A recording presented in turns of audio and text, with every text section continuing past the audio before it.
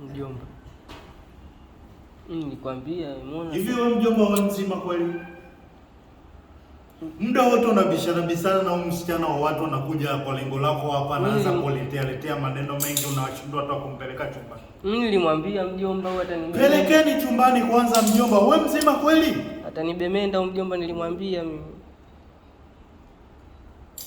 Eti ukamwambia, umemwambia vitu gani? Unamchelewesha tu mdada wa watu hapa. Toka, nenda. Pone nenda chumbani mjomba. Hivi unahusubiria jibu? Mjomba kiko serious. Hao watoto wa Kiarabu kweli. Anataka wamtendee.